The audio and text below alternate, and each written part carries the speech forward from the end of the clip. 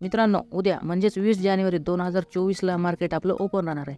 कारण NSE आणि BSEने disaster recovery taste करणार आहेत. हे डिझास्टर रिकव्हरी टेस्ट का करणार आहेत? कारण जर कधी काही डिझास्टर झाला, म्हणजे हॅकिंग झाली किंवा सर्व्हर डाऊन झालं, तर आपला जो काही डेटा आहे तो सेफ राहावा याच्यासाठी हे टेस्ट करणार आहेत. आता पाहू की ह्या डिझास्टर रिकव्हरी टेस्टमध्ये काय होणार आहे ते.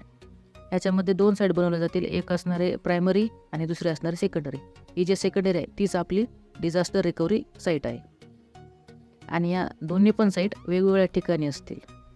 आणि जर कधी प्रायमरी साईट डाऊन झाली तर आपली ही जी डिझास्टर रिकव्हरी साईट आहे तर ती लगेच चालू झाली पाहिजे.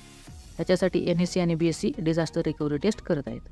शनिवारी म्हणजेच 20 जानेवारीला 2 सेशनमध्ये आपली ट्रेडिंग होणार आहे. तर त्याच्यामध्ये पहिली जी ट्रेडिंग आहे ती असणार आहे आपल्या प्रायमरी साईटवरती. तर ती ट्रेडिंग सुरू होणार आहे सकाळी 9:15 आणि क्लोज होणार आहे 10:30 म्हणजेच 10:30 वाजता. ही जी ट्रेडिंग आहे ती होणार आहे आपल्या प्रायमरी साईटवरती.